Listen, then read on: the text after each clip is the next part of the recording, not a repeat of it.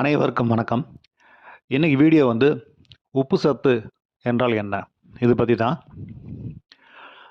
பொதுவா மக்கள் மனசில் வந்து ஆம், உடம்புல உப்பு படியுது அப்படின்றத பற்றி என்ன சிந்திக்கிறாங்க அப்படின்னா, நம்ம வழக்கமாக சாப்பிட்ற சாப்பாட்டுக்கு போகிற அந்த டேபிள் சால்ட் இருக்குல்ல, அதுன்னு நினைக்கிறாங்க.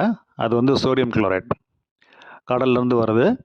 அது வந்து உடம்புக்கு நல்லது தான், அதிகமாக சேர்க்காம இருந்தால் நம்ம உடம்புக்கு ரொம்ப தேவையும் கூட. இப்போ நாங்கள் வந்து உப்புன்னு நாங்கள் சொல்கிறது வந்து ஆல்கலைன் ப்ராப்பர்ட்டி உள்ள ஒரு கெமிக்கல் காம்பவுண்ட். அதனால் வந்து அதை அப்படி சொல்கிறோம். பாடியில் வந்து யூரிக் ஆசிட்னு சொல்லி ஒரு கெமிக்கல் காம்பவுண்ட் இருக்குது. இது வந்து பிளட்டில் இருக்கும்.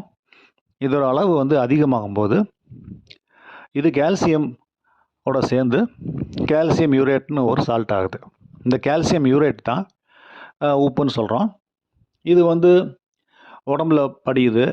பொதுவாக வந்து மூட்டுகள், நரம்புகள், ஜவ்வுகளில் படியும். எந்த மூட்டில் படியுதோ அந்த மூட்டு தேய ஆரம்பிச்சிடும். ஜவ்வுகள், நரம்புகள் வந்து வீங்கிடும், டைட் ஆகிடும்.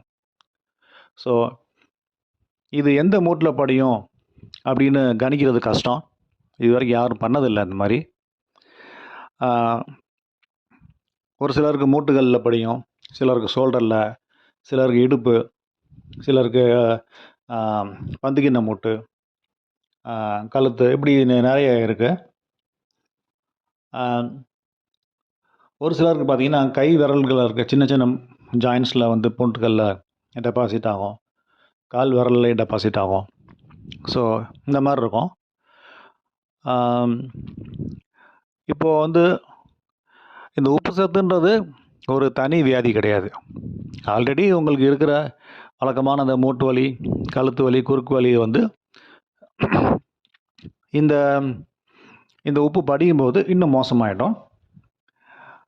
ட்ரீட்மெண்ட் பண்ணும்போது அவ்வளோ வேகமாக வந்து வலி குறைய லேட் ஆகிட்டே இருக்கும். மற்ற பேஷண்ட்ஸ்லாம் வேகமாக க்யூர் ஆகிடுவாங்க. இவங்களுக்கு கொஞ்சம் லேட் ஆகும். ஒரு சிலருக்கு வந்து க்யூர் ஆகிடும், பட் திரும்ப கொஞ்ச நாளில் வந்துடும். ஸோ நம்ம ட்ரீட்மெண்ட்டில் வந்து இந்த யூரிக் ஆசிடை கண்ட்ரோல் பண்ணுறதுக்கு அது அதிகமாக இருக்கிற சில ஃபுட்ஸை அவாய்ட் பண்ண சொல்லுவோம். ஏற்கனவே வீடியோ போட்டிருக்கேன்.